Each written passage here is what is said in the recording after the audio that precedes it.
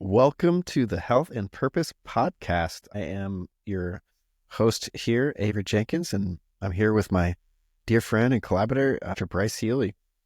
This is our inaugural episode for the Health and Purpose Podcast, where we will be exploring the intersection between health and purpose as the conduit to a prosperous life. Bryce, would you like to introduce yourself? Sure, yeah. Thanks, Avery. I'm a naturopathic doctor. I'm here on the Big Island.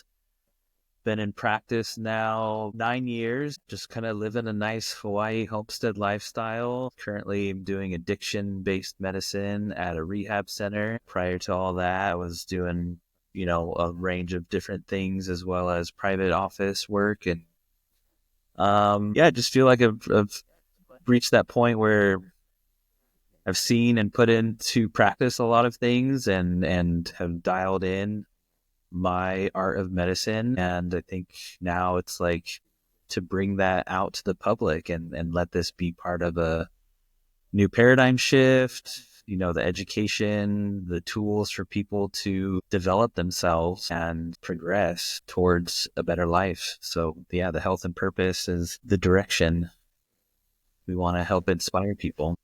Beautiful. Yes. I think where I'm at with this whole thing is, I have just worked, for many years, I worked as a laborer, an arborist. I've built stone walls. I've done natural building and construction. And in the recent years, I got into sales, which was super mind numbing, so lucrative. And I'm just in a place where I want to focus all my energy on health and a purposeful life for my family. I, as recently became a father and just became a father twofold, as I know you are about to have a second in a few months here, just super joyous. And, knowing you through the communities that we've have in common through different avenues of healing and holistic lifestyles, it's just such a cool opportunity to talk to you about health and purpose and how these things are connected. I know for me, I really want to find a way to make a living through being as healthy as possible and helping others to achieve that as well. And I think there's a certain purpose that's inherent in that. I know that, we had discussed talking about these cell salts and the relationship essentially to the cosmos and the zodiac calendar in relation to these cell salts and how they nourish our bodies. And I'm very curious to delve into this topic with you, because I know in this modern era we find ourselves in, there's so much talk about cleansing and revitalization and detoxing and, what do you eat and what do you not eat and what's toxic and what's not toxic, and this is I feel very relevant to everybody. And I think there's just so much money in the health industry that it can be really confusing for people on, what's legit, what should we really be paying attention to. And through our conversations we've had, I really love the simplicity of the approach of a holistic lifestyle. And yeah, I'd love to hear your perspective on, really what is health? What brings about the circumstances of a healthy human being? That's a great first question. And it's multi-layered too.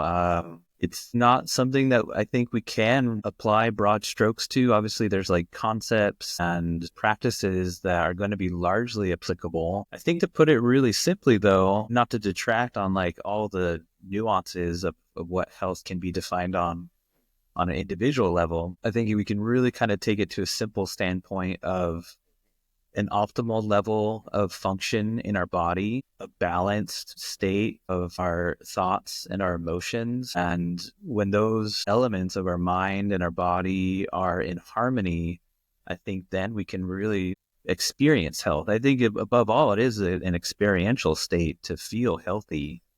When you're not healthy, basically, at least people that have the inkling of awareness to tune into that about themselves. We kind of know there's always that part of our mind that can be whispering, like, we should make better choices in what we're consuming. We should get to sleep a little bit on a better schedule. It's like we always have, I think, a subtle, nuanced voice that is guiding us to be in a better state of health. And when we recognize that and we attune to that and we put things into practice and experiment and find what works and what doesn't work for ourselves, then we're moving on that pathway of health. And it's not necessarily like an end goal. It's a thing that we're always in connection with, and we're always looking to refine, improve, but still be on that steady path towards the optimal state of being, I think, if that sufficiently can answer that. Yeah, I mean, I think this is a very deep topic. Again, we've spoken about this in personal conversation. I think that, from my perspective, and correct me if I'm wrong, but it seems to me that the human body actually is super advanced and magical and exists and can heal itself. And actually its function essentially is to heal itself as long as it has the correct ingredients, so to speak, right? To put it simply. And in this book, which you recommended that I check out, The Zodiac and the Salts of Salvation, the part 1 and 2 by George W. Carey and Inez E. Perry, I know that they were kind of talking about, and, I'm probably going to butcher this, but essentially they're kind of confronting this idea of germ theory, as I understood it, and basically saying that disease isn't this thing from outside of you that's attacking you so much as it is an imbalance of certain minerals and other basic substances of the cosmos, essentially, that create the functioning body inside of the human body, right? And that these imbalances create states of dis-ease, as they pronounce it that way, right? A dis-ease, right? A disease. And basically are saying that if you can find the right balance of these cell salts, as they call them, that you are going to naturally be in a state of health, of equilibrium, because that's how your body is supposed to be. Is that correct?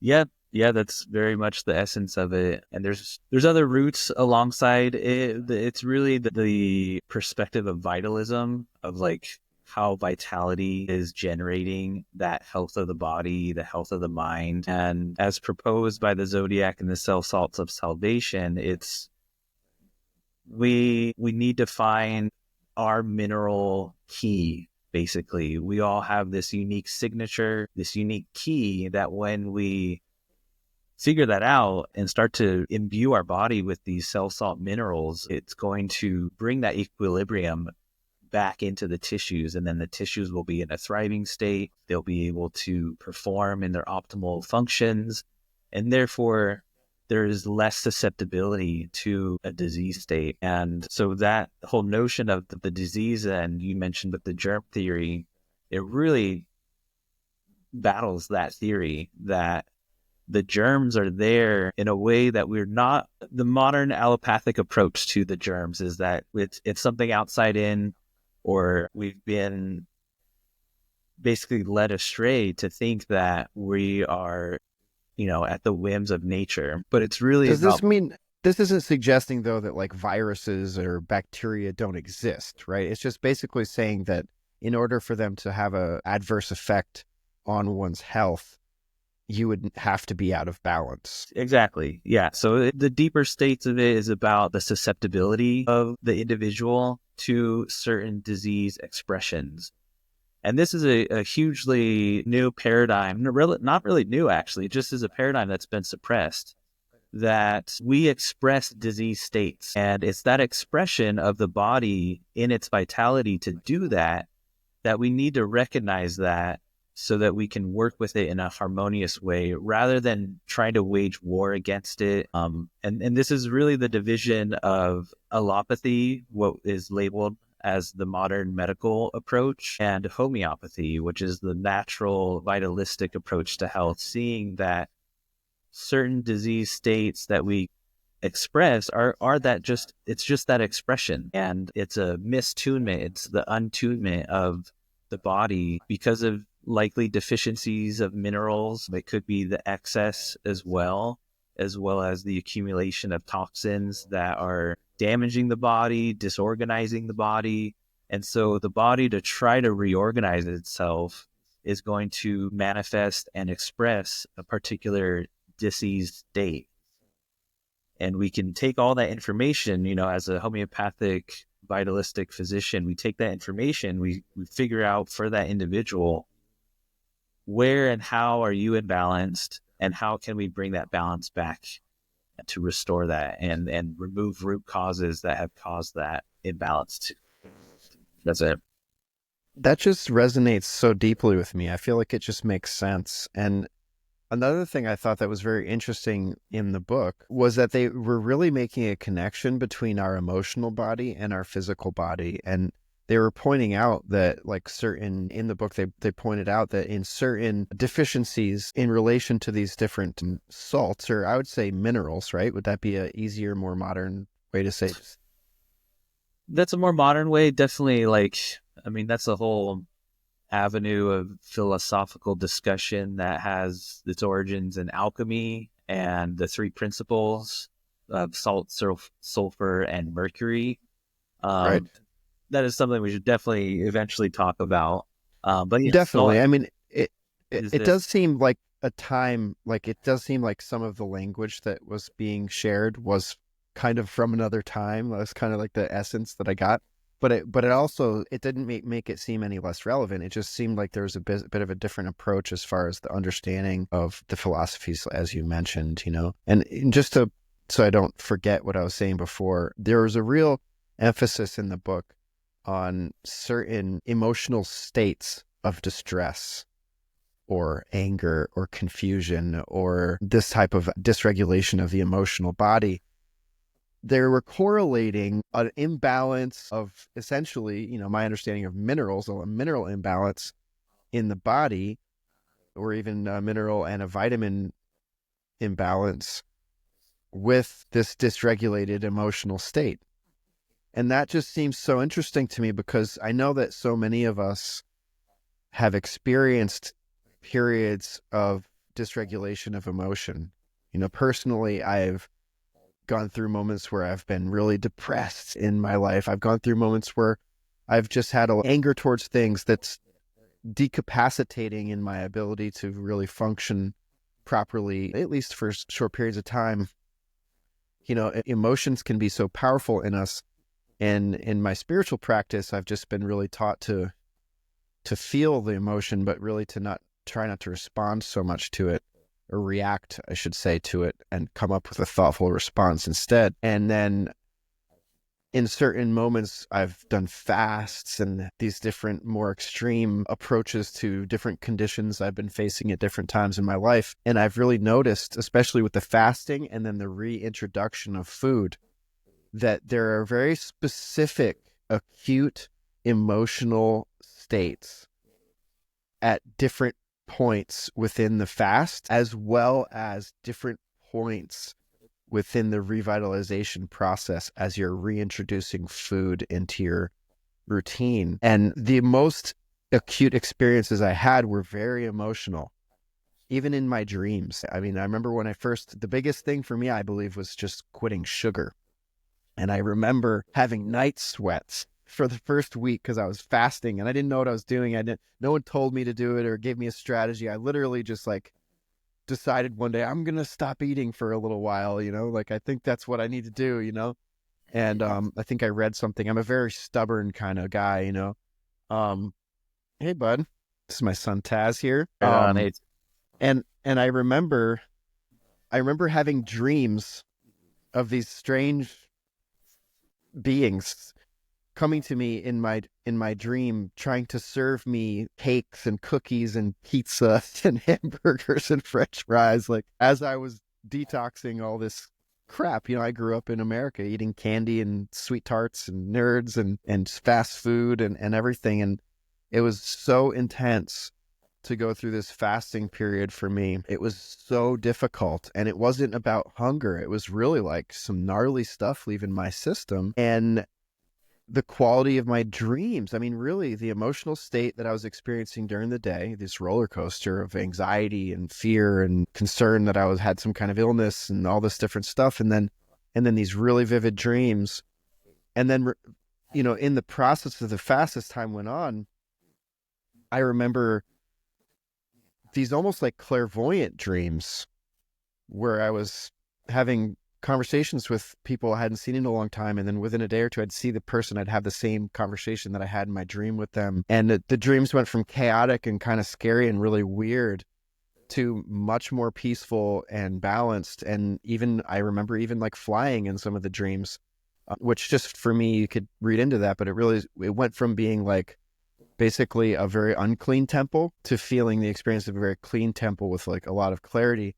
And my emotions went from being extremely dysregulated to then becoming much more focused and really gaining the ability to not be as reactionary. And since then, my healthy, super clean diet lasted about a year. I kind of relapsed and started eating donuts once in a while again and too much coffee and everything. And, it affects my dreams. I don't have as vivid of dreams. And there are moments where if I'm not eating real good and, I might have more emotional dysregulation, getting in an argument with my mom or my dad or something, and it is this emotional dysregulation. And yeah, I do wonder how much of that is health, imbalance. Yeah, definitely. Because there's that relationship of the inside with the outside. If we are poisoning and accumulating toxins internally, that kind of resonates to the outside in a particular way where we're going to become triggered more easily. We're going to have those outburstings and things like that. It's funny. I opened the book because I have the hard copy to the chapter about the sign of Aries and the mineral salt of Caliphos, and I have underlined where perfection exists, no emotion will manifest. And by this is meant spasmodic control, but harmony. So it's not so much like it's not ever there. It's just there's the harmonious flow of it where it's not going to be going through these spikes. We get healthy. We're not emotionless. We don't cut that off. We just are more in a state of balance. And that harmonious state allows a trueness of ourself to become more apparent and more realized and then more part of what we're acting from. And the cleaning of our body is very important, especially with these minerals, because a certain, I guess, perspective that we can start to incorporate to our view of the body is the crystalline network of the threads in our body. And we know that there's these threads because the myofascial system is a network of entangled fibers and threads that coats every single cell of our body. And it's how we and all of our cells are woven together with these threads that have mineral composition. And if that mineral chain is sticky, is maybe not full of all the right minerals in the right places, or there's all these different residues of chemicals that are around them, then that causes states of tension to rise up more easily. And then when we have tension, we have to go through moments of discharge. And it's part of this recharge, discharge state in our body through tension that can cause the emotional imbalances and the emotional dysregulation states. So I deepen it to not just those emotional states, but it's thoughts. It's thoughts that are resonating through this fibric system into the body that are really a deeper part of tension buildup and therefore then the need for discharge. This is really interesting. I've got a couple questions that just came out of what you said, but then I also like one of the first things that came up to me before I ask you more about these threads, right? Because I'm very curious about these threads, like specifically, what do you mean by that? And then in the context of, I feel like it's very important. There's a connection between our physical self and our mental self. And I'm wondering, like, how do you feel like concentration, focus, and visualization? How do you feel like, do they play a role in us finding health? I mean, is it only that we need to take these minerals and be in balance with these minerals? But is it also like if we are in a state of dis-ease, do we also have to focus? And as we take the right inputs, I'll just say inputs because there's less context with people say medicine or drugs or, but I'll just say inputs. Like, is it only the inputs or is it like what we do with that? I mean, do you feel like there's a strong role of our actual, like, very intentful focus on correcting the disease and correcting the alignment? And do you feel like they're like our own focus and visualization plays a key role in healing I and think it plays a health? huge role, definitely. Yeah, the power of the mind in intention setting, visualization practices, hugely important. Definitely cannot be understated. Um, and it is an interesting component that there's this resonance. We can call it correspondence, where there's this untangible connection between these parts. And that's the mind and the body. It's like, how's that happening, right? So intention, visualization practices can really set like a blueprint into the body to start to change. But then there's also the side where the body needs to get in a state of readiness to actualize that, to bring that into physical reality. And we might not be able to have as profound effect in our imaginative visualization practices if our body is not at that state of capacitance to manifest it or be in resonance to it. So if our body's sick and unhealthy, there's probably a whole range of thoughts and visualization that is just fully out of our conscious capacity. And so it can be in stages and degrees where the body is getting healthier and healthier and healthier. And our mind is then also being able to attune to and bring into thought those more complex or maybe visually profound awarenesses and like actually let that come into the body now. That really resonates with me, especially what you just said about certain states not being available to you if you're out of balance. But and I can attest to that because throughout my life, I mean, if I bring it back to dreams, and I don't want to be woo woo, but I do feel like there is a connection between things like remembering your dreams or even being able to experience a certain degree of lucid dreaming and the balance of everything going on in your body. Because at times when I've been very clean and clear and filled with vigor and health, I've had incredibly lucid dreams, incredibly vivid dreams, profound, almost prophetic dreams. And when I'm in states as I am right now, which has kind of like prompted me to work really hard to try to shift my life to be focused on my health and my purpose, and to reach out to you and to others to really make moves towards making that a reality. I'm doing this because I'm not in optimal state right now, and part of this is the whole journey is going to be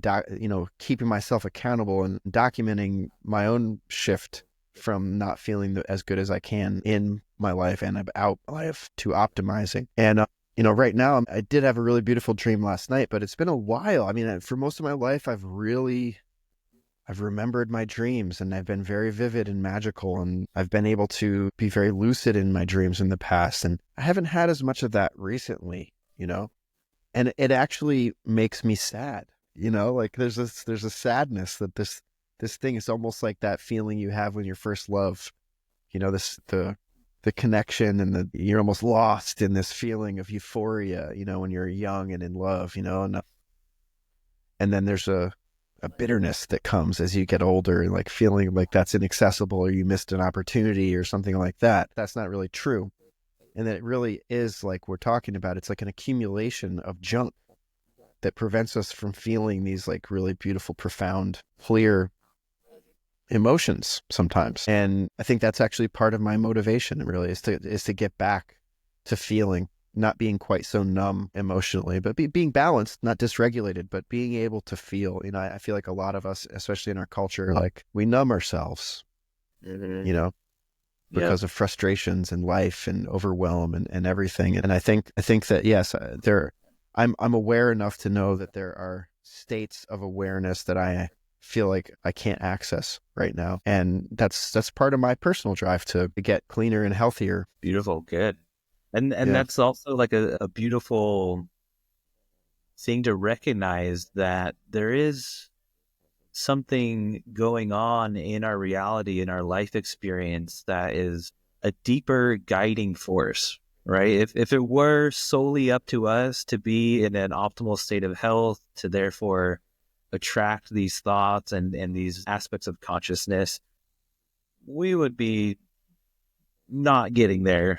So there is something else happening that is guiding us. And it's just like, it's like this miracle component where, like, yeah, someone could be totally in a horrible state of health, lots of toxins, a poor lifestyle, and they're not able to have those conscious connections, and yet something can come through and say, like, hey, we need to change, we need to make a different choice, choose the apple versus the Twinkie today. It's like something still is able to try to make that input to be corrected for us. And then we have that option of listening and going along with it, or, staying stuck in desire and what is going to be temporarily feeling better.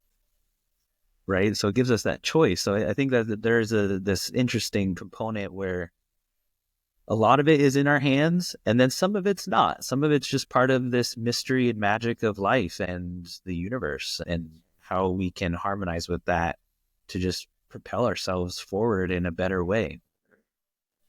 I mean, for somebody that's out there right now and they're maybe not feeling super healthy, or maybe they're bummed because things aren't working out in their marriage, or missed opportunities, or they don't have the thing that they want, but maybe they're starting to make the connection that there's a part of that is because of not being in optimal health, like for anybody out there that is, not experiencing life to the fullest capacity, and they're not feeling satisfied with that, and they want to make some shifts in their life, not only to be healthier, but to be more filled with joy and motivated and inspired. I mean, do you feel like there's some like basic, simple, easy protocol that people could follow to kind of like start on this path of bringing more vitality, more health, and most importantly, I think, is more joy, and purpose and motivation into their daily life? Yeah, and there's actually a lot of basics that can be started to incorporate in school, in naturopathic medicine school. And I really strove for like this vitalistic perspective. I really sought out the philosophies and the teachers that were of a holistic, like vitalistic nature, which just seems kind of unusual that even within naturopathic medicine, some people might not be in accordance to that philosophy. But I really looked for the ones that were, and those got put into what I call basic treatment guidelines. And there's a really easy handout. I think we should just make it a free download of the basic treatment guidelines as a starting point for anyone. That's one basics. If we want to bring it back to this convo around the self-salts of salvation, there is a basic protocol to follow based on one's birth date and how that is correspondent to astronomical and astrological influences to our birth, and that predisposition or susceptibility to certain states. So kind of, do we want to talk about the salts then? Sure, we totally can. I feel like it's interesting because there's a simple approach where it's like, okay, we're going to take some vitamins and minerals here and try to balance ourselves out. And then they even talk about this in the book, in the introduction. If one desires to know more, if one desires to delve deeply into the understanding of the universe and the cosmos beyond just the simplistic basic nature of, I need food today, I'm going to get it, and then I need to find a mate, and we're going to be warm. And, if you want to, like, if you're curious, you can delve very deep into the vast cosmos and how we come from the stars, and it's all connected, and if you're curious about those things, one of the things they say in the introduction to this book is all you need to do is have the desire to learn, essentially, and to seek that knowledge. Then that desire is the only thing in the way of you actually knowing it. You could ask yourself, why do I need to know these things? Well, if you want to know them, you can. If not, you don't necessarily need to, but it might help you if you do feel the desire to delve deeply into how the universe and the cosmos is connected. to the cellular level inside of all of us. And that's what we're talking about now is the connection essentially of the from the cosmos to the cells within our body that make us, the consciousness is a divine recipe, self-generating recipe that floats around the universe. And this kind of study is what we're talking about, right? Is essentially how we are connected to everything. Yeah. I really think everyone should read this book just to have those layers of information start to trickle into our consciousness and expand perspectives, I think is really important. And that correspondence to the stars in our body is really interesting in how we might find ourselves in certain states that are influenced from outside of us. And obviously there's the whole gamut of astrology and interpretations of natal charts and current events in the star movement and how that's maybe affecting our individual or larger collective consciousness. I think it's worthwhile to tune into that a little bit and try to decipher and find meaning in it.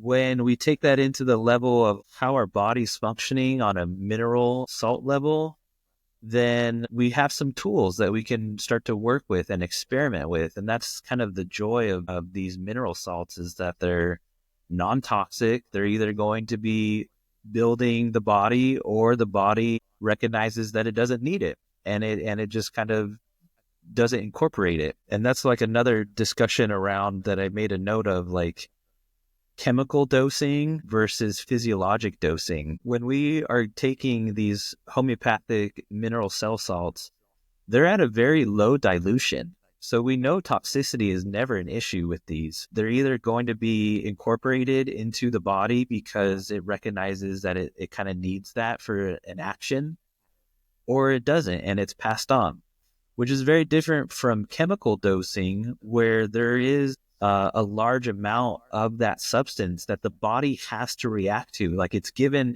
given so much of that substance that it has to break it down, it has to digest it, it has to do something with it. And that is where we can run into issues of toxicity. Plenty that can be talked about with pharmaceuticals and the way that the body has to metabolize those minerals. Are things like tumors? Do you feel that like things like tumors or growths? Do you feel like are they just like a accumulation, or like are they like a reaction to maybe a clog in the system or something like that? I mean, would that be at all accurate? Yeah. Certain tumors would have that relationship to like poor lymphatic flow, blood flow components, general accumulation of waste, and therefore like they recruit. So there's now people are talking a lot more about this. Like cancer is a definite relationship with parasites, and if someone has cancerous tumors, they likely have long-standing parasitic infections.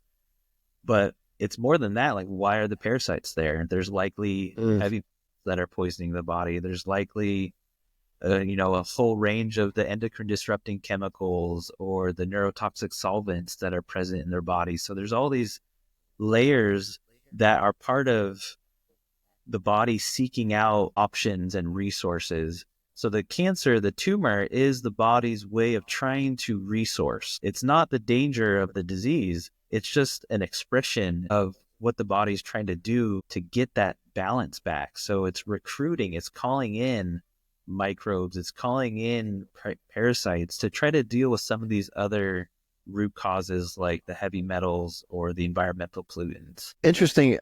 So metaphorically, is cancer almost like a cellular overreaction within the body? Because I mean, I feel like the way that I understand it as a layman, certainly not medically trained in any fashion, is like out of control growth. That's the way I imagine it. Out of control growth. Maybe I'm completely inaccurate, but no, that's what's happening on the cell cycle is, it's like it's kind of stuck in this undifferentiated cell growth, but it's happening as a preservation mechanism. It's trying to do that because it's finding no other way of functioning. and it gets stuck in that growth cycle as trying to. It's kind of the movie Lucy. Talk about truth in plain sight. They kind of have this interesting quote within it that they talk about like immortality and getting back to like why did that original cell of life divide versus remain. Well, I don't know. So that's like maybe too much to try to talk about right now, and certainly something I haven't quite prepared on. No, sure, sure. I mean, maybe we can get together, get deeper on that in the future. I mean, do you think you could give us some examples of what exactly these cell salts are? I feel like it maybe has escaped people. They might not know what we're talking about here, but like, could you describe to me just like literally like what some of these cell salts are? Because I'm pretty sure they're just pretty normal things that are out there that are basic elements of nature that have very high functioning value within our living systems. Sure, So yeah. can we know a little bit more about like specifically what these cell salts are for context? Yeah, definitely. That's great. The mineral cell salts are essentially the building blocks of life for the body. Biochemist, researcher Dr. Schussler, and obviously don't remember his first name, but he originally found that when his research was interesting. As far as what I was told in school about the discovery of the mineral cell salts, was an aftermath of looking at cadavers and the cremation process of bodies, where a lot of the body gets burned away. A lot of like the carbonaceous organic material just gets burned away. And there's left a residue of inorganic mineral material left over. And so Dr. Schussler was noticing like this little precipitate, this little like leftover ash of the body. And he was curious, like, what is in this ash? And as he started to do experiments on the residual ash from these corpses, he noticed some things would react to, the known solvents of the day back then, and some things didn't. And that led to the experimentation, which eventually allowed him to decipher what these inorganic mineral leftover matter was. And from knowing that, then you can apply the chemical principles of knowing like cation is going to a certain anion. And in doing that, he found that there was a set of 12 residual inorganic mineral complexes. And those he found to be part of the building blocks of the body. And he was doing experimentation to figure out what those do to our body and health. He was actually doing like a true scientific method of seeing what these do for the body and for health and the tissues. So there's 12 of these mineral cell salts, and they are combinations of minerals that we classically know, like calcium and magnesium and sodium, but they're in combination with their balanced parts. So it's not just calcium as like a free floating ionic state. It's calcium bound to sulfate. And that's one of the cell salts is calcium sulfate. It's calcium bound to phosphates, and that's one of the cell salts of calcium phosphate. Or sodium bound with chloride, and that's NATMER. Or sodium bound with sulfate, and that's NatSulf. So it's these ways that these inorganic chemicals group together to form a mineral complex. And then the tissue, because of the way that that mineral complex behaves, the different ways that it can attract fluids or dispel fluids, and certain affinities to particular tissues, that it starts to build the body and build the health of the cells when they have the adequate presence of the mineral cell salts to perform their functions of growth and metabolism. Interesting. So these cell salts are literally just like basic compounds, that you find in the earth. Okay. So these aren't like weird woo woo, like, because you hear zodiac and cell salts and it sounds like this like really woo woo thing. But what we're actually talking about is like really simple I mean, I'm not a scientist. I didn't even graduate. I don't even have a bachelor's degree. I'm just like a regular guy. In layman's terms, I would say these are basically like basic mineral compounds. Mm-hmm. That's Yep. amazing. So really, we're talking about people.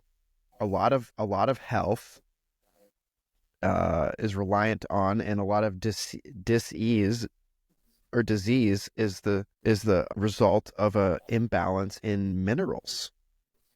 Very much so. Yeah. A lot of our biochemistry is reliant on minerals as the cofactor or the activating substrate for the reaction to go on and to do that biochemical pathway. So yeah, they are just real sort of basic inorganic minerals and complexes of these minerals that build the body. And it shows like we are from the earth. Our body is made of the dirt, and we need to cultivate healthy soil of our body, and that parallels to the healthy soil of our environment and in the ways that we connect with nature outside of ourselves. There's that dual relationship of tending the soil outward and our internal soil. 100%. I mean, I know a lot of food these days is nutrient deficient because of factory farming and over tilling and over fertilization and, um, destroying of the topsoil layer and all this kind of stuff. I personally, I didn't graduate college, but I have studied a lot in other forms. I have tons of certificates, permaculture certificates, regenerative farming courses, and all this different stuff. So I do know that there's a real issue, and this is widely documented. So I feel comfortable saying that there is a real issue with the depletion of the soils all over the earth, and I know this to be true from basic observation as just a normal schmuck. If you go to ShopRite, the tomatoes are pale and almost flavorless versus my backyard where the tomatoes, I don't use any chemical fertilizers. I make compost out of the leaves that fall off the trees. I pee on my compost pile once in a while. I add my food scraps and there's worms in there. My tomatoes are glorious, rich, colorful, delicious, feel much more satisfying than a ShopRite pasty pale piece of shit wrapped in plastic. My eggs, right now I'm sitting in my in-laws house and they have their own farm. They have all these eggs down there, and we go to the eggs and we crack the yolk of the chickens that are just outside eating compost and eating worms and bugs off the ground. And the eggs are this like rich, like orange color. And you get eggs from in styrofoam boxes from ShopRite, and you crack it open, and it's just this pale, liquidy yellow. I mean, the yolks in the eggs at my parents' house, they're like hard to break up, and you crack an egg from ShopRite, and the yolk is already liquefied. There's just like it's just got no life in it. So there's something to this vitality. Like where is this vitality coming from, and how come so much food that we are exposed to seems to have no vitality, just like so many people that you're exposed to seem to have no vitality. Like Mm-hmm. this is a major conundrum. How do we get people to have more vitality? Like this seems like a really righteous mission. Yeah, definitely. And so you could, and there's companies like Highland is one major U.S. company that sells mineral cell salts as the full 12 spectrum combination, or you can buy the individual cell salts and kind of accumulate your medicine cabinet with all of them as their individual cell salts. And then you can start to tinker around. If you have all 12 as individual items, then you can really start to do the tinkering and the experimentation and the combination, because that's sort of another magic of it, is understanding which combination is your unique individual need. There is like a basic starting point if you're doing this approach with the zodiac consideration, where you look at the sun sign that you were born in, and because you were born in that sun sign and you didn't gestate completely underneath it, you have a relative theoretical deficiency of that cell salt, as well as a deficiency in the other signs that you did not gestate under. So you end up, you go forward those remaining two or three zodiac signs that you did not gestate under, and you just start with those 3 mineral cell salts, and you just start dosing daily. I typically would recommend like a 2 or 3 month minimum of daily dosing of those 3, and then you stop taking them. You check in, you notice, obviously you kind of would maybe need to do some journaling of like, where am I at in my health right now? What do I physically notice going on with my body? What sort of emotions do I find myself routinely finding myself in? Which emotions do I tend to maybe avoid or react strongest with? If one is able to get into particular thoughts going on and kind of journaling the belief system, it's really good to categorize and kind of have that as a starting point. And then you take those 3 that you would theoretically be deficient in for 2-3 months, and then see what's different, see what pattern has changed, how your health is different, what emotions no longer are part of like a, troubled state that you might get in. So that's one way. This is so interesting, and I feel like it's so relevant to general people, because I feel like, maybe well before we even realize there's like an acute physical like schism in our being, before we realize like our liver's fucked, or our kidneys are fucked, like way before that, like our wife is pissed at us because we're cranky or angry or rude, or like, we find ourselves being like extra irritated when somebody like talks about X, Y, or Z. It's fascinating to me that this theory of health seems to be saying that like our emotional state is actually a really good indicator of what might be going on inside of our body. In particular, in this context, we're talking about mineral deficiencies, and mineral and vitamin deficiencies could be related to your emotional states. So wow, so we could literally help people to look at their emotional state, and through addressing their emotional state, they could be addressing all sorts of other physical ailments as well. That's Yeah. fascinating. Yeah. And there's so many simple things that we often maybe overlook or don't think as worthwhile to examine that can spell the whole difference for change versus not changing. So you could base it with like the natal chart, like I just described. I, in school, went with an approach of like, well, let's just give all of them. Like, there's these 12 mineral cell salts. I'm just going to take the 12 combo.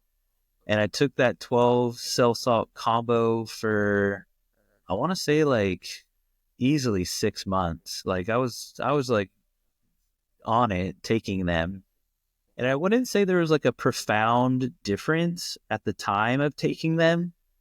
But the interesting thing that I learned a lot afterwards was when I stopped taking them.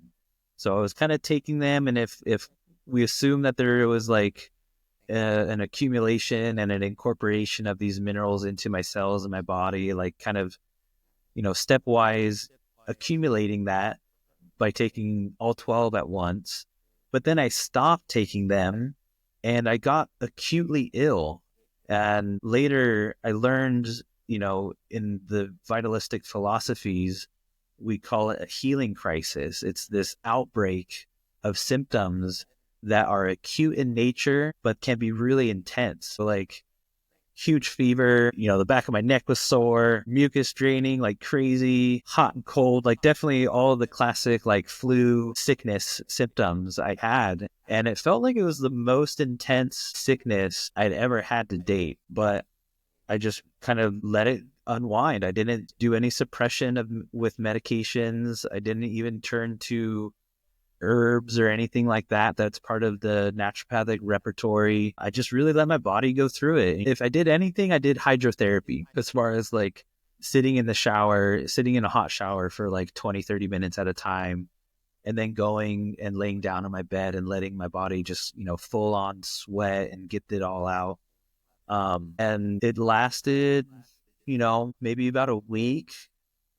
I can't recall exactly how long it lasted, but it eventually ran its course and I normalized and kind of got back into homeostasis.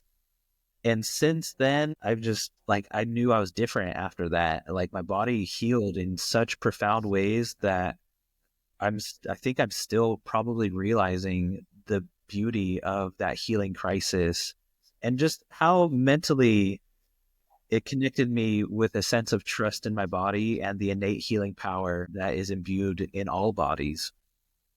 So I found that to be a really interesting experiment that like I built these minerals up in my body, and then I immediately, when I stopped taking them, went into this healing crisis, which we know all healing crises build health. It doesn't feel that way in the moment because, you know, it doesn't feel very good and you're having all this drainage, but that's what has to happen to get the tissues clean. That's all this like putting off of the excess is happening with all those reactions. That's fascinating. I mean, I had a similar experience, not with the cell salts, but I mentioned earlier that at one point I did this fast and I stopped sugar and I had these dreams. You know, what I didn't say was that actually what preceded that and the reason I started to fast was because of a health crisis. I had a walking pneumonia. I was actually coughing up blood for several months, and I had had Lyme disease and used all these antibiotics, and I had this lung thing that I couldn't kick it, you know, and I thought I wasn't sure if it was mold exposure or if I was dying of cancer or what, you know, like I just know that like everything seemed to be shutting down and it was crazy and I was so scared. I was really, really scared. And I think I can't remember what exactly it was. I might have read a Bible passage talking about fasting or something like that. And I literally just stopped eating food. I drank a lot of water. I think I drank in the beginning, I drank like a green powder, like alkalizing, because I had read this thing about alkalizing your body and everything.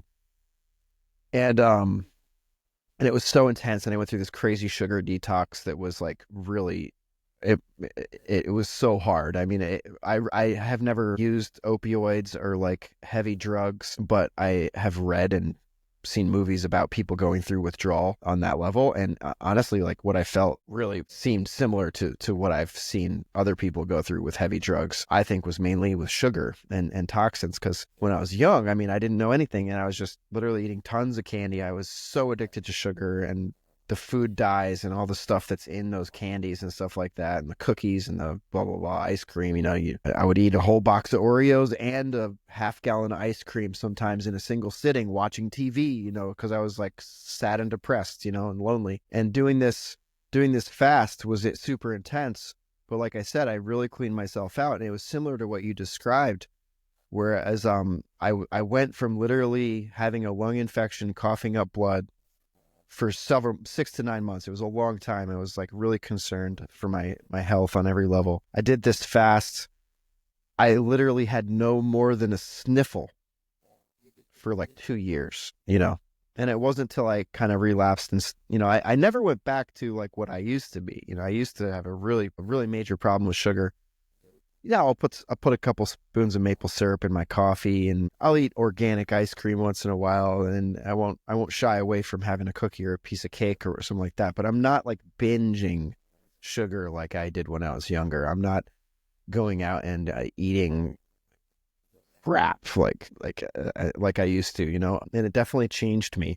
I do feel like I'm at a place now where I need to do another kind of cleanse and revitalization, but it's a different phase. I feel like it's like our health and our lives are like an onion being peeled almost, and there's just all these layers, and there's both in what we can shed. There's like layers and layers of what we can shed, and there's also layers and layers of understanding. There's layers and layers of experience that also we put on ourselves, like almost like a new cape or an outfit, you know, like and I've shed a lot of layers and I've put on a lot of layers, and I probably need to take some more layers off and shed some more, and, you know, maybe get some new cool outfits or something that I can put on, you know, to get to the next level. But that's why we're sitting here having this conversation. Is I really want to go on this journey, and I want to hold myself accountable, and I want to make new friends, and I want to help people to also go through this journey, because for me, finding ways to improve myself finding ways to be more aware of how what I'm doing, what I'm eating, what I'm saying, what I'm listening to, like, the more that I can make a connection to like how everything that is going on around me is affecting me. And now the study, right? Because I'm a new father and a partner to my lovely soon to be wife, Shay, I have to look at how my presence is affecting those around me. I mean, I feel like you become a parent and you just see it so much. I mean, I was pushing my son Taz through the grocery store the other day and he was just being like, fuck, daddy, shit. And I was like, oh my God, it was Uh, like so embarrassing. I was like, I did this to myself. Like, oh my God. He's like, he heard me say it. I'm such a horrible dad, like, I know I'm not a horrible dad, but it's these, they're a mirror to you. You nothing will show you how much you affect your surroundings like having a child, because they're just going to reflect everything back at you, the good, the bad, and the ugly. And it's definitely been a catalyst to really look at that a little closer, and an inspiration to not only make some changes, but also you find yourself getting a little older and looking around, and you miss certain things, connections and friendships and community. So there is such an opportunity not only to improve ourselves, but to form communities where we are being supportive of each other to be better. And these tools that we have with the internet and the microphones and the cameras and the blah blah blah, like, hey, let's give this thing a shot. I say, why mhm. not? Definitely. Yeah. I'm super stoked to be on this journey and helping you out with the ways I know I can with education and just also just like a gratitude, like that you really kind of got this ball rolling, something that I've been wanting and desiring to do, because that's another way that we can fulfill a purpose in life, is that education that we can bring to other people that helps them out. And that's just a huge part of this collective human experience that we're all a part of. So let's all try to make it better. Let's all try to progress and get to next levels and to be more harmonious, to see how good it gets, basically. Yeah, man. Amen to that. I love it. Yeah, we can play around with, like, we should you mentioned these salts, like we could get them. Maybe we could figure out a way to be able to make the cell salts accessible to people, and I was other saying earlier, man. things, Yeah. like, Right. So that I think can be a huge tool, is like people who have identified or have been coached to do a particular protocol with the cell salts. Any natural food store is going to have these cell salts available. So we can help people get them, but also maybe just like helping people understand how to go about it, like, I mean, that's the big a thing. lot Yeah. not everybody has the bandwidth to perform experiments on themselves, you know what I mean? So it's like having some guidance through the process and through the self-study, I think, is a very valuable thing. I mean, I know that I wouldn't be have made the progress that I feel I've made without the relationships and the help that I've had from you and other people. And I think it's invaluable to not be alone in your journey.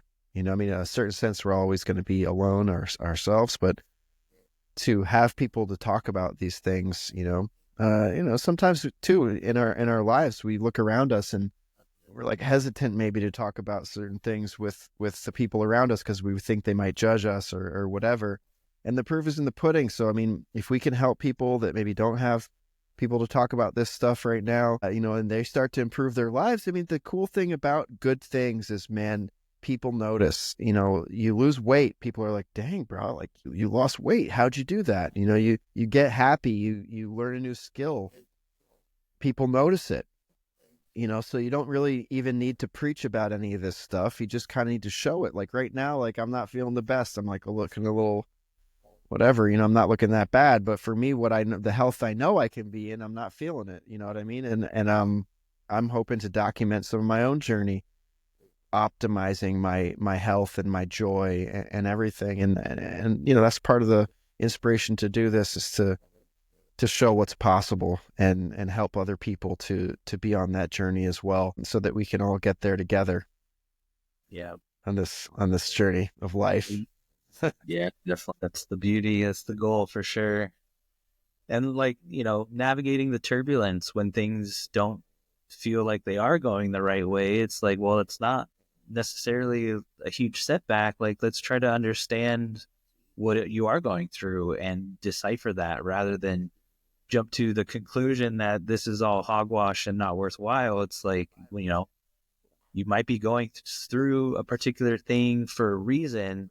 And if we don't identify that, then we don't feel like we can continue on with it. But if we can identify a reason and hold on to that, then we can get through it usually a little bit easier. Man, I remember my dad had two back-to-back brain surgeries. I don't remember the exact year, but I was 20 or 21 years old when it happened, if I remember correctly. And I got a call from him telling me he's in the hospital because he was walking up to a job, and the woman he was working for walked out of the door, and he went to wave hello to her.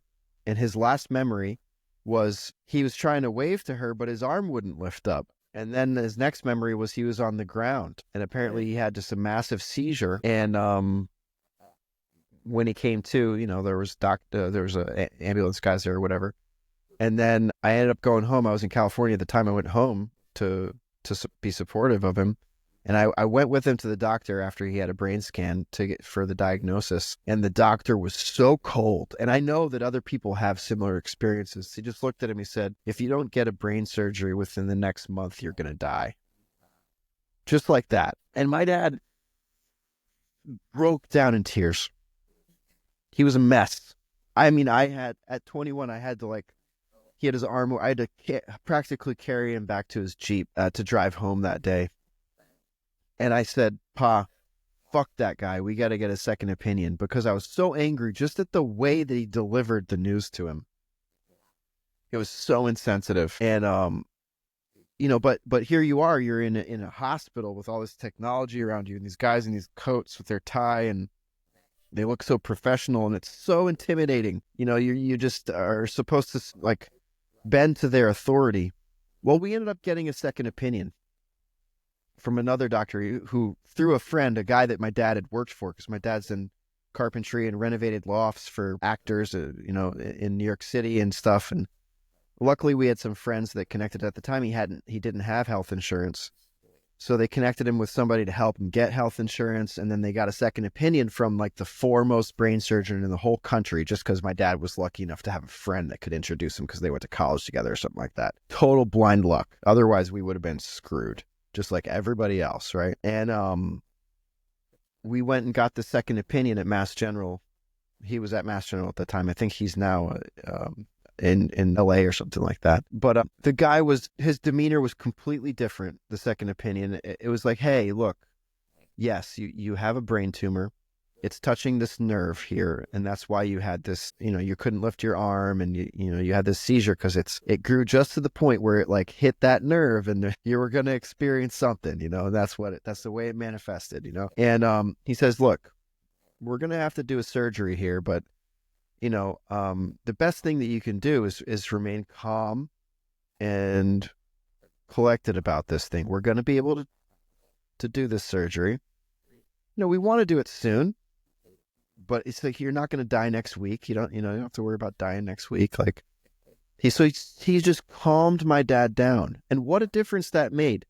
Just the way that the doctor talked to him completely changed the experience, And I was in Boston when he had the initial brain surgery and everything. And it all seemed like it went pretty well, and then he went home and I stayed with him, and he seemed like he was doing pretty good after a few weeks, and he ended up having to get a second brain surgery because he had an allergic reaction to the synthetic lining they put in his brain. And that created like a slight infection. And it was just like, he had another seizure, and then he had to go get this emergency surgery and do a different kind of lining or whatever.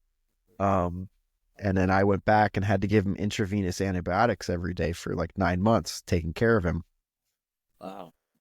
And it was super intense, you know what I mean? But that experience really was when I started to question the medical system, not only from an emotional standpoint of being like, wow, the way that this guy delivered the news was so different than the way this other guy delivered the news. And it had such a profound effect on the way that my dad was able to receive it. I knew that there was something there, right? And then also, it started to make me look more into medicine in general. What are the origins of tumors? And, starting to think myself that there was an emotional component, because from the time the doctor said this thing started to form, the timeline was very interesting, because one of the first things I noticed is that when he said it was starting to form based on his observation and assessment, correlated to when my father had this super gnarly divorce and went to jail because of this stuff between him and his ex-wife for a little while. And then I was like, wow, there is definitely some kind of like emotional component to this physical manifestation, and then the whole thing was very spiritual for him to go through this health crisis, as you called it. And it completely changed the way that he related to the world. It completely changed the way that he related to the world. So, if there's ways in which we can mitigate and prevent some of these acute symptoms, like a tumor, we can know that these things like tumors and disease, that they're actually symptoms, not necessarily an impending threat, but symptoms of an underlying root cause, right? Yeah, definitely. It's a different approach, preventative, or more preventative mitigation than waiting till the crisis happens. Well, I want to make a clarification. There's health crises like you mentioned with like the tumor, but then there's healing crises that are distinctly different. For me, like a health crisis is usually related to a chronicity, like a chronic underlying, like a smoldering fire kind of analogy. It's like kind of there. And then the health crisis of that is like it finally got to a point where it made the outside know that it's there. Like example with your dad's seizure, that is the health crisis of that smoldering tumor, that burning fire of the tumor that was slowly growing that he didn't know about. It got to the point, it made that expression outward. So that's kind of how I would define the health crisis. It's like something makes us aware that we're not in optimal health, is the health crisis. The healing crisis is when you then retract those symptoms through some expressive outlet, typically with like a lot of mucus or diarrhea or sweating or some other way that the excess or the toxins or the body is trying to heal itself. It's going through this expressive period that is how it's trying to get back to a state of health. And that is different for for everyone and for various reasons. And depending on what that health crisis entails, which organs are at work and affected, that healing crisis is going to look different for everyone else. And I can't really say like, what that is for every disease and for everyone. It's always going to be an individual component. But I guess that's just the distinction I wanted to note. The healing crisis is where the body afterwards is in a better state of health because it went through the healing phase, the healing crisis phase. Gotcha. So instead of like an acute thing, like a doctor saying you have a brain tumor, let's just say like, you're not feeling optimal, right? So you start to go through some kind of process, like what we're describing, like experimenting with the cell salts and maybe some cleansing, detoxing, revitalization of various sorts. And in that process of cleansing and revitalization, you experience an inflammation of dis-ease, maybe expressing in some sort of sickness or flow of mucus or diarrhea or a headache, a crazy headache, or fever, this type of thing, as like a part of your process of detoxification. Is that what you're talking about? Yeah. Yeah, definitely. Gotcha. Like fasting really helps us identify that healing crisis because the body, we know a lot happens with fasting, and particularly the regaining of health because of it. And so the body starts to put off all that waste, all that excretion that's been stuck is finally liberated, and it has to move and it has to get out somehow. So that's the healing crisis, is like something's been able to create that impulse for the body to really heal, and it just like it starts to let things out, and as a result of that, we become healthier. If Wow, not, man. I think we should do a whole episode on that. it really is worthwhile, a whole episode, because that's like, I guess a basic of it right now is like, we should not be afraid of getting colds and flus. Like, we should not be worried about that. We should support that and not suppress it. The big component of the healing crisis is to not suppress it. Otherwise, you damage your body, you damage your vitality in worse ways by impeding, by stopping that expression, by stopping that healing crisis. Interesting. I mean, do you think there's the same would go for like, let's say, pain medication? What do you mean by that? Well, for instance, I had my ACL and my meniscus repaired, full knee surgery, rebuild kind of thing, in my early 20s after a snowboarding accident, which was like the culmination of a whole bunch of like neglect and abuse to my legs because I was a snowboarder, a snowboard instructor, extreme sports enthusiast as a youth, right? But they gave me Vicodin, hydrocodone, Vicodin, same thing, I guess, when they left the hospital. And I took it for 2 or 3 days, and it did not sit well with me. Like, I'm not like a druggie, you know? I mean, I'll smoke some weed and mushrooms, natural things. I like psychedelics, but I like natural things, right? And not in excess, really. Not in excess at all, except for I smoke too much prop, probably. Let's just be honest.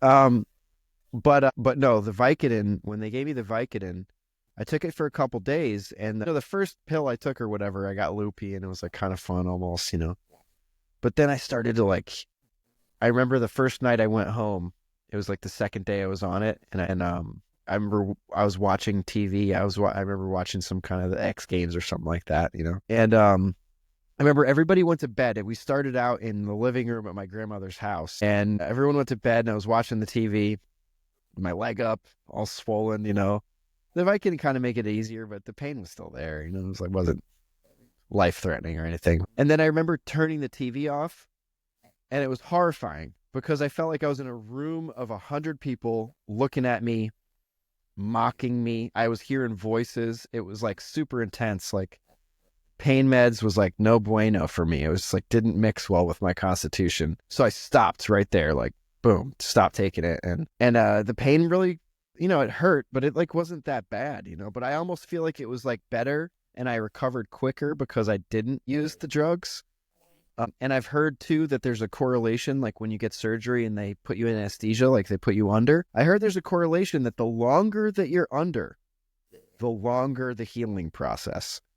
So, yeah, there's that. Yeah, interesting. The Just fact because you that mentioned the suppression thing, like you don't want to suppress the symptoms, and pain might be one of those things. Maybe you don't want to suppress the pain, like. yeah, definitely, exactly. So yeah, like you noticed once you stopped taking that, you felt like there was a more rapid recovery. Yes, right. In my case, Yeah, other people might not experience the same thing. Right. But as far as, the stopping of those pain meds, you didn't go through a potential healing crisis of like, what we would classify like an opiate withdrawal state of nausea and vomiting or diarrhea. No, I didn't experience any of that, but part of it might have just been because I literally took the pills like 3 or 4 times, like just for 1 or 2 days. Like I didn't take it for any kind of.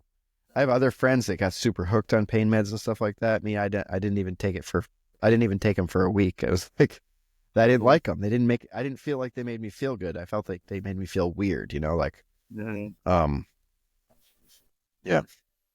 Gotcha. Yeah. Well, I mean, what you noticed is totally in line with how the body heals.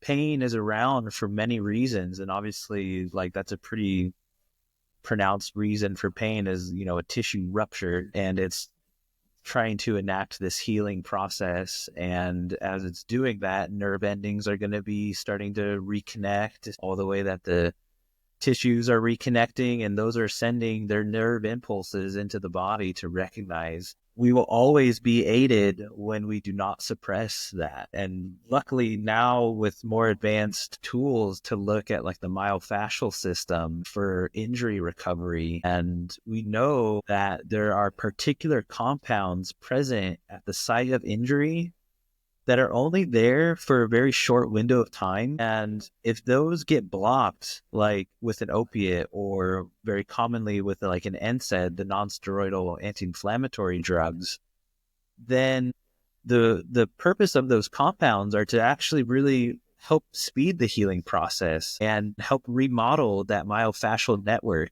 So if those compounds get inhibited because of the analgesics, then your healing progress is drastically prolonged and possibly would never return to a healthier state than if it were not to have been suppressed. So there's this class of compounds called resolvins. This is very important for the sports medicine world, and is a big reason why they're pushing away from initial use of NSAIDs, because if those resolvin compounds get inhibited or blocked, then the healing timeline is prolonged, basically.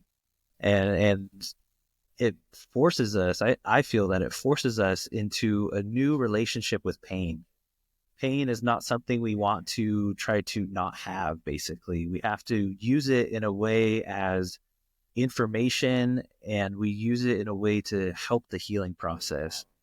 And it's something I repeat all the time, like we need pain to get through pain. When we talk about like the chronic back pain or the chronic knee pain that's been around, like you're going to need to inevitably bring the right type of stress back into that system, which is going to be painful, to help it no longer be painful eventually.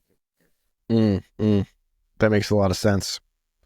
I think that, it's interesting because like, I feel like that's relevant, like even beyond health, I feel like we're increasingly so. I mean, we're of the age, I'm 42, I think. How old are you again?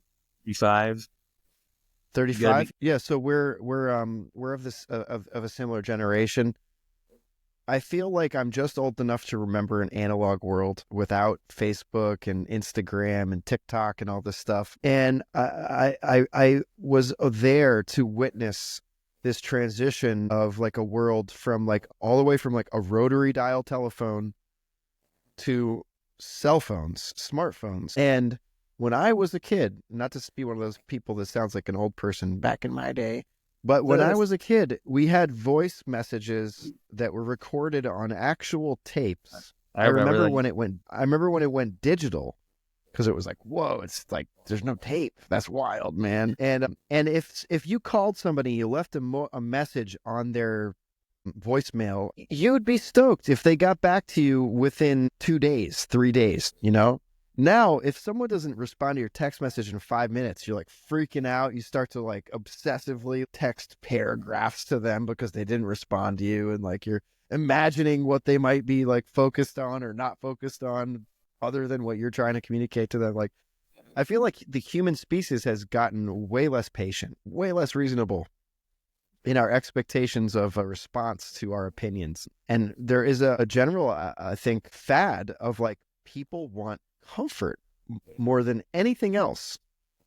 And I don't feel like it was like that when I was younger. I don't feel like it wasn't like everyone needed to be comfortable all the time. You like it, obviously comfort's good, right?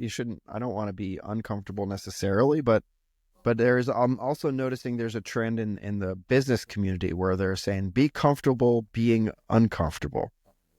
And I kind of agree with that. It's like, if you're going to train to get into shape, you got to get on the treadmill or go lift some weights, and you're going to have to be uncomfortable. You're going to have to be comfortable being uncomfortable. You want to learn an instrument, you're going to have to practice scales, and it's going to be confusing to your fingers, and it's going to be uncomfortable. You want to be in a relationship. Well, it's real nice for the first couple times you hang out probably, but eventually you're going to get uncomfortable. And if you don't like navigate discomfort, your relationship's not going to last. So, this is a theme of like coming to grips with the reality of like, hey, life is not always comfortable and we need to learn how to navigate this discomfort. And especially when it comes to your health, really reclaiming our health instead of just relying on what a doctor is going to tell us is going to have to do with some very critical self-observation, probably primarily of discomfort, right? You're basically observing the phenomena within yourself from, oh, wow, I had a gurgle in my tummy to like, oh, I have a sharp pain over here. Oh, this gave me a headache. Like, it's really kind of like a study of discomfort and getting comfortable within your discomfort to the point where you can be cognitive and rational, like through the discomfort to identify it and its source. Maybe I'm on a tangent here, but does that make any sense at all? Yeah, it totally does. Yeah, I agree. We got to reflect on those parts that we look away from, that we don't often go into. That's the area that need the growth. Well, yeah, this has been enlightening. I feel like we have a lot of food for thought here, a lot to chew on. Mm-hmm. I know that you have a family to get home to as well, and I've got my wife and kids out Yes, there so too. yeah. So yeah, Mm-hmm. so I think we can wrap this session here up. It's been really nice, and I look forward to listening back to it. I feel like there's some chunks that we can expand on in our own study, um, and explore what we're bringing to the world, and explore how we can better ourselves at the same time. So Yeah, thank this you has very been great. much. Yeah, thank you. All right. Take care, man. Till we chat again.